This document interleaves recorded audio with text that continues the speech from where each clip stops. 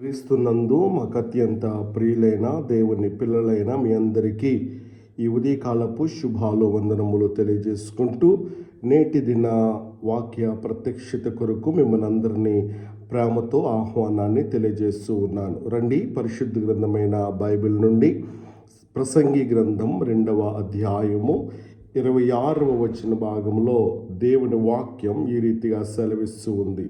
ఎలయనగా దైవ దృష్టికి మంచివాడుగా నుండి వానికి దేవుడు జ్ఞానమును, తెలివిని, ఆనందమును అనుగ్రహించును. అయితే దైవ దృష్టికి ఇష్టడగు వానికిచ్చుటకై ప్రయాసపడి పోగు చేయు పనిని ఆయన పాపాత్మునికి నిర్ణయించును. చదవబడినటువంటి లేఖన భాగంలో మనము తెలుసుకోవలసినటువంటి గొప్ప సత్యం ఏమిటంటే, దేవుని దృష్టిలో మన స్థితి ఎలా ఉందో అదే మన జీవిత ఫలితాన్ని నిర్ణయిస్తుంది అనేటువంటి సత్యాన్ని మనము గ్రహించవలసిన వారమైంట ఉన్నాం. ఈ వచనములో మొదటిగా మనం చూస్తూ ఉన్నప్పుడు ప్రభు చెబుతున్నటువంటి మాట, దేవునికి ఇష్టమైన వాడు అనగా, దేవునికి ఇష్టమైన వాడు ఎవరు అంటే దేవునికి భయపడేవాడు, ఆయన మాట వినేవాడు, హృదయం పరిశుద్ధంగా ఉంచుకునేటువంటి వాడు. అలాంటి వారికి దేవుడు ఇచ్చేటువంటి 3 గొప్ప వరాలు ఇక్కడ మనం చూస్తూ ఉన్నాం. ఒకటి జ్ఞానము, అంటే జీవితంలో సరైనటువంటి నిర్ణయాలు తీసుకునేటువంటి ఆ శక్తిని దేవుడిస్తాడు. రెండవది పరిజ్ఞానం, దేవుని మార్గాలను అర్థం చేసుకునేటువంటి ఆ గ్రహింపును దేవుడిస్తాడు. మూడవది ఆనందం, పరిస్థితులు ఎలా ఉన్నా అంతరంగములో శాంతిని దేవుడిస్తాడు. కాబట్టి సంపద కంటే దేవునికి జ్ఞానం, ఆనందం ఎక్కువగా ఇస్తాడు అనే సత్యాన్ని మనము గమనించాలి. అంత మాత్రమే కాదు, 2వ భాగం చాలా గంభీరంగా ఉన్నది.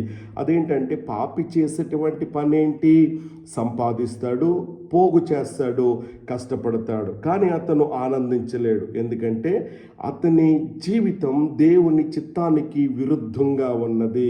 అందుకని ఇక్కడ మనం చూస్తూ ఉన్నప్పుడు పాపి సంపాదించినది చివరికి ఎవరికి వస్తుంది అంటే గనక దేవునికి ఇష్టమైనటువంటి వారికి వస్తుంది. అంటే నీవు నీ జీవితాన్ని దేవునికి అర్పిస్తే దేవుడు నీకు కష్టపడకుండా కూడా ఆశీర్వదించగలడు అనేటువంటి విషయాన్ని ఇక్కడ మనం గమనించాలి. చాలామంది అనుకుంటా ఉంటారు డబ్బుంటేనే నిజమైన ఆశీర్వాదం అని. కానీ బైబిల్ చెబుతున్న సత్యం ఏంటో తెలుసా? ఆనందం లేకుండా సంపాదన వృధా. దేవునితో సంబంధం ఉంటేనే జీవితం అనేది పరిపూర్ణమవుద్ది అనేటువంటి విషయాన్ని నేను మీకు జ్ఞాపం చేస్తూ ఉన్నాను. కాబట్టి ఈరోజు మనము ఒక నిర్ణయాన్ని మనం తీసుకోవాలి. నేను పాపిలా కష్టపడుతూ ఆనందం లేకుండా జీవించాలా, లేక దేవునికి ఇష్టమైనటువంటి వాడిగా జీవించి నిజమైనటువంటి ఆనందం పొందాలా అన్నది మనము పరిశీలన చేసుకోవలసినటువంటి వారమేంట ఉన్నాం. దేవునికి ఇష్టమైనటువంటి వ్యక్తులుగా మారండి.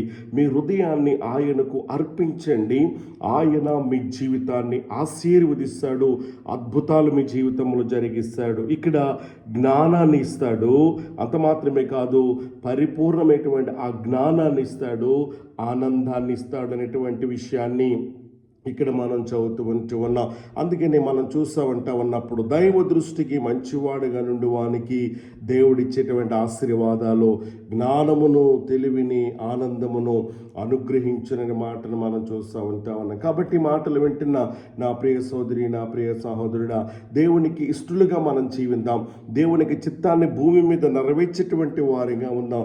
తద్వారా దేవుడు సిద్ధపరిచిన ప్రతి ఆశీర్వాదానికి వారసులుగా మనం ఉండాలని చెప్పేసి ప్రభుపేట మనం చేస్తూ ఈ నా మాటలు ముగిస్తూ ఉన్నాను. కృపగల దేవుడు ఆ రీతిగా ఆయన అనుగ్రహించేటువంటి గొప్ప శాంతి, సమాధానము, సంతోషము, నెమ్మది, ఆనందాన్ని మన జీవితంలో దేవుడు అనుగ్రహించును గాక. ఆమేన్.